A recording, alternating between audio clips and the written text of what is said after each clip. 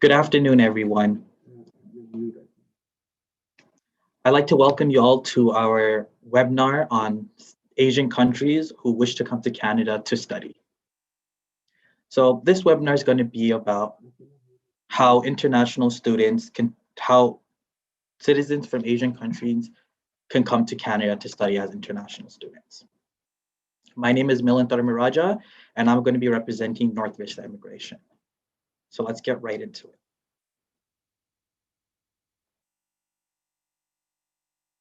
We are going to have some Q&A questions right at the end of the presentation. So if you guys have any questions, please wait until the end of the presentation, and you guys will have some time for you guys to ask any questions that you guys want to ask.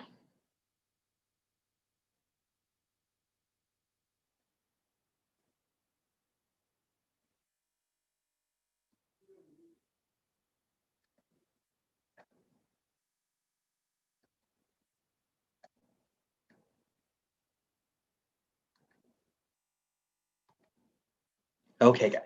So how to study in Canada as an international student? Well, one of the biggest factors is that many people choose Canada for multiple reasons.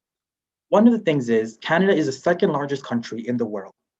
It has a total mass of 9.9 million square feet. It composes of 10 provinces and 3 territories, with Ottawa being the capital city.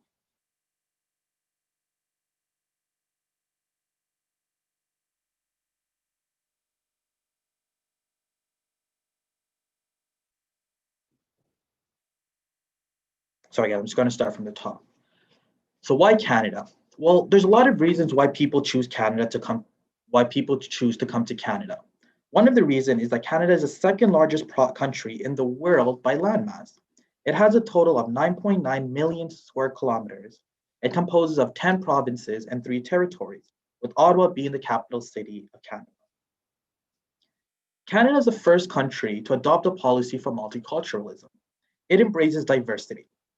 Canada is home to from over 250 ethnic origins. The largest group among these visible minorities come from Asia, Africa, and Europe. Canada has one of the best educational systems in the world, which makes it one of the most better countries to come to. Canada is recognized worldwide for its outstanding quality of education. From elementary school all the way to post-secondary school. Canada has 11 of the top 250 universities in the world. University of Toronto is ranked #1 in Canada and number 23 in the world. University of British Columbia is ranked #2 in Canada and number 38 in the world. And McGill University is ranked #3 in Canada and number 78th in the world. Now that we understand why people choose Canada, I would like to introduce you guys to North Vista Immigration. At North Vista Immigration, we have over 30 years of combined experience. We have consultants that practice and follow the professional code of ethics. We have a very strong Google review, and we have helped clients from all over the world. Now that we learned about North Vista, let's meet our 2 RCIC senior consultants. Our first senior consultant, who's also the president and co-founder of North Vista Immigration, is Alex Romano. He holds a designated regulated Canadian immigration consultant and is also a chartered professional accountant. Mr. Romano is in a good member in good standing and was granted a license to practice immigration law under the Consultants of Canada Regulatory Council. Mr. Nabil Khan is the Vice President of North Vista Immigration and a research specialist on matters pertaining to Canadian immigration law. As co-founder of North Vista Immigration, Mr. Khan is an immigration consulting graduate of C6E Academy. He brings integration of East Asian values in a Canadian setting. He is a member in good standing and was granted a license to practice immigration law under the Immigration Consultants of Canada. Now that we have met our team, let's see how many people actually receive study permits over time. As you guys can see in this chart, there were over 404,000 study permits issued in 2019. That's an increase of 50,000 study permits that are issued from 2018. In the future of 2021, there will be over 450,000 study permits to be issued. Now, one of those study permits can be you. Now that we understand how many study permits are issued to Canada, we'll take a deeper dive to see how many study permits are issued in some Asian countries. In this chart, you can see that study permits that were issued to the Singaporeans were only 315 in 2018, and which increased to 350 in 2019. For Malaysia, as you guys can see in the chart, in 2018, there were only 680 study permits issued, and while only 650 were issued in 2019. In Indonesia, there are 1,210 study permits were issued in 2018, and 1,290 study permits issued in 2019. Now, due to COVID-19, there are a lot less study permits are issued in the year 2020. In order to recuperate from this, the Canadian government has announced that they're going to be issuing more study permits in the year 2021. So there would be a significant increase in these respective countries. Now that we understand how many people come to Canada, let's find out what's the eligibility criteria. So in order to have a high success rate, the eligible criteria would be for those who already have a post-secondary education and are wishing to further their education by obtaining a postgraduate diploma or their master's. Now, for those who have only finished high school or higher studies, you still have the option of coming to Canada to study either a bachelor program or a diploma program. Number two, you would have to have a good level of English proficiency in all modules such as speaking, listening, reading, and writing, preferably a CLB 7. This can be done by taking an IELTS test. If you feel like you don't have a good enough of an English, do not worry. We can still help you come through to Canada through our English Pathway program. And lastly, you must have funds in your account to prove that you'll be financially capable of meeting tuition fees and living expenses. Now, I want everyone to keep in mind, this is only a guide for a higher probability of success. Now that we understand what the eligibility criteria is, let's see what the tuition cost would be. So on average, as you can see in the chart, Canada is fairly low when it comes to annual tuition costs. When you compare it to Australia, you're almost going to be spending an extra $12,000 to study. When you compare it to the UK, you'll be spending an extra $14,000 to study. And when you compare it to the United States, you're almost going to be spending an extra $23,000. So it's clearly that Canada is the best option when it comes to low tuition costs. Now, we do get a lot of inquiries about scholarships. Scholarships are all based on eligibility based on what particular school or program you wish to take. Most of the scholarships that are offered in Canada will only cover 20 to 30% of your tuition costs. And they're only granted to very exceptional students only. Now that we have an understanding of tuition costs, we'll go in and see what the processing steps would be. So the first step at North Vista Immigration is you would have to do is fill out an assessment form. This form will be able to tell us who you are and what credentials you possess, such as your current age, your highest level of education, and if you have any work experience. Once we go through your assessment form, we'll be able to provide you with the right feedback by coaching and counseling you on how you can immigrate to Canada to study. If it comes to be that you may not be eligible, we will be able to provide you with detailed information on what you would have to do so that you could become eligible in the near future. Lastly, we will initiate the application process and prepare a very strong case for you. Now that we understand what the processing steps are, let's talk about the benefits of North Vista Immigration. The benefits of North Vista Immigration is that we will strategize a pathway that fits your need. We will be able to advise you and guide you on what you would have to do so that you'll become eligible to come to Canada to study. Upon the completion of your studies, we'll help lead you to permanent residency by helping you find a job in your respective field. Also, we will be able to coach you on information that you may not know, which will help you gratefully by you going forward. It's very important that you should consult our experienced consultants to develop a strategic pathway should you wish to apply for PR in Canada. Now that you understand the benefits of our services and what we have to offer, we're going to talk about what happens when people decide to apply for study permits on their own without realizing what can go wrong, and that's refusals and rejections. We have had many clients in the past that attempted to apply for their own study permits and were not successful, and they would revert to us to apply for a successful study permit. It's very important for you to let the professionals handle the application for you. Applicants that have submitted incomplete or wrong information could may have misrepresented themselves, which can lead to unrepairable damage, in some cases being barred from Canada for up to 5 years.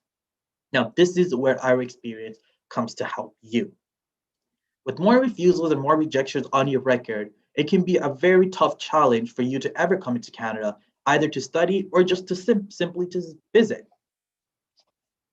That's why it's very important to trust in immigration, an experienced licensed immigration consultant.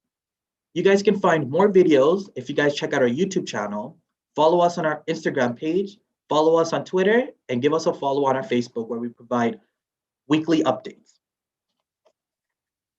If you want to have more information, you guys can feel free to call us on our WhatsApp number or email us at office@northvistaimmigration.com. Every case, and please keep in mind, every case is unique and requires a strategic and guidance to submit a strong application for you. Now we'll take some Q&As. So if you guys have any questions, please drop it in the chat below.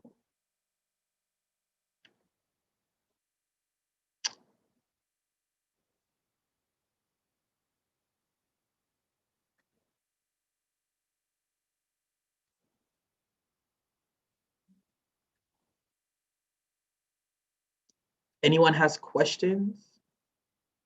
Feel free to drop your questions in. If no one has some questions, I will just tell you guys some of the most frequent questions that we get asked. Some of the questions we get asked is it possible for someone to come to Canada and work while they're studying? And that is true. You could work for almost up to 20 hours per week while you're um, studying full-time in Canada. You'll also be able to work full-time during your winter breaks and during your summer breaks.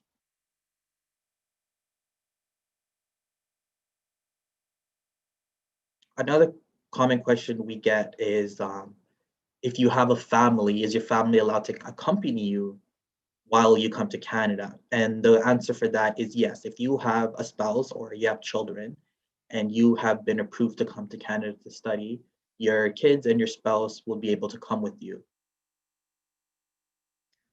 We have a question, how much do you charge for consultations fee? So right now we do charge a consultation fee of $50 to speak with our consultants. Now, I want everyone to keep in mind the $50 does get credited back to you if you do wish to retain us for our services. I hope that answers your questions, Ray. Another common question that we get is what school which school is the best school? And to that type of question is that all depends on what program you wish to take. As part of our service at North Vista Immigration is that we actually look for the most cost-efficient school that has your program that will be able to get you a work permit upon the completion of your studies. So we don't look for, we always look for the schools that offer postgraduate work permits.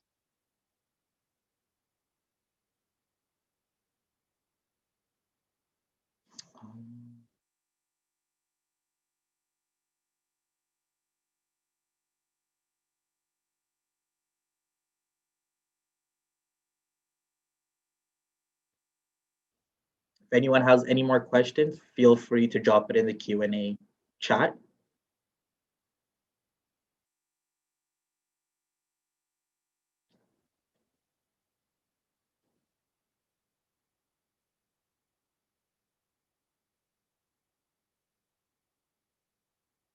So another question that we always get too is that if they have, I know I didn't mention this in the webinar, but if you have a very low English score or a very low IELTS score, we do offer IELTS coaching that will help bring your IELTS score significantly back up.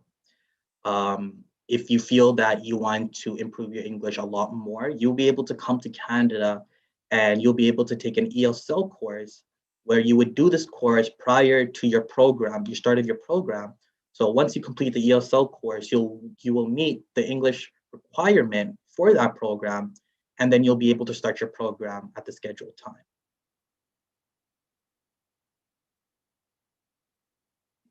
Sorry, Reza, I don't get your question. Is it hard to get permanent residence in Canada? Um, that's that's kind of a complex question because depending on who you are, it could be easy for you and it could be hard for other people. So without more information about you, it's really hard to answer that question. It'll be better if you can email us or message us about with a little bit more detail about who you are, and we can give you an answer based on that.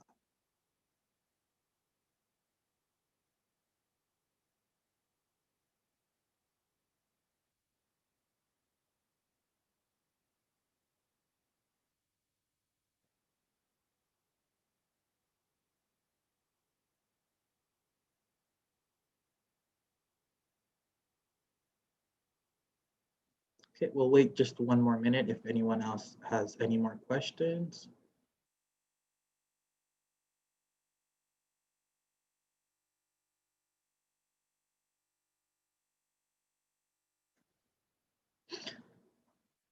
How long does it take to process a study permit application? That's a very good question. As of right now, it can take roughly, if you're going to talk about from start to finish, as in when we start your application, it may take us up to 1 month to successfully put a very successful application together. And it may take the Canadian government almost I will say 4 to 6 months to process. So ideally, it could take about 6 months for to get a result back once we initiate your application.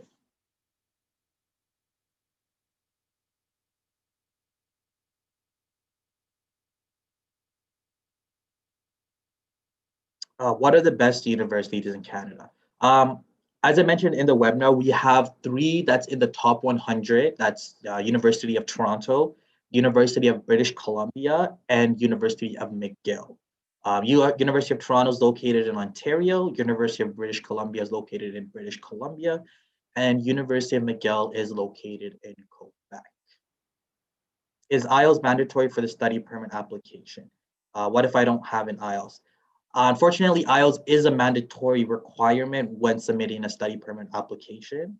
And sometimes may not be a requirement for schools. However, when you submit a study permit application for post-secondary education, you must do an IELTS test.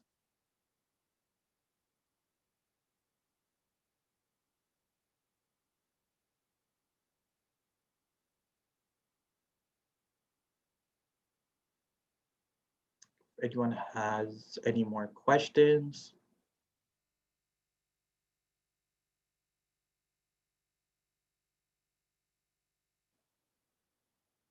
Does it require to apply the citizenship to study in Canada? No, it doesn't require you to apply for citizenship to study in Canada.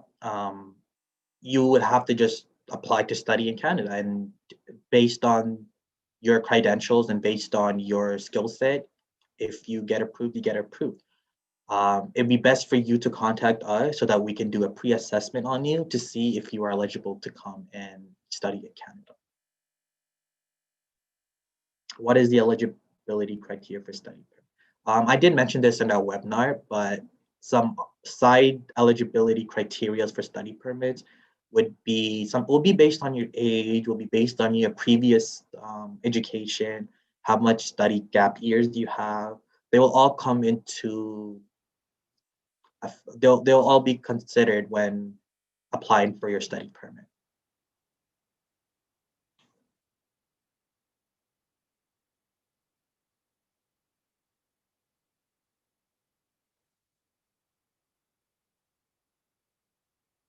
We have no more questions. So I will, can my spouse, I did mention this earlier. If you have any spouse or kids, they could accompany you when you come to Canada.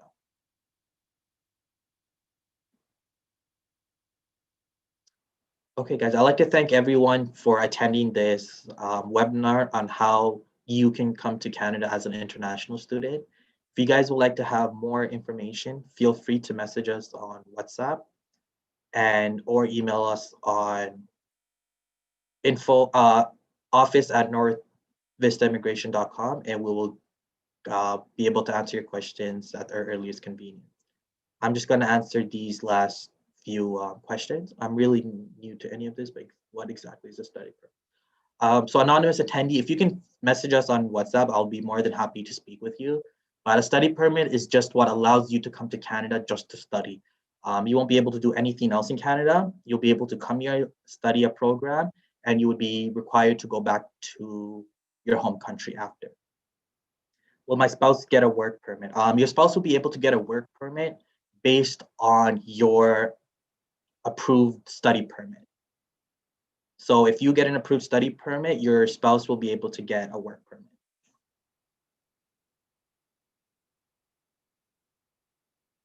So I'm just going to repeat it once again. So our email is at office@northvistaimmigration.com.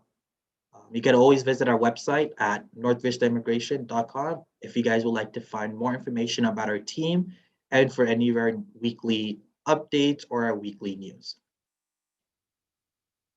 So once again, I'd like to thank all of you guys for attending this webinar, and I hope you guys all have a great week. Thank you.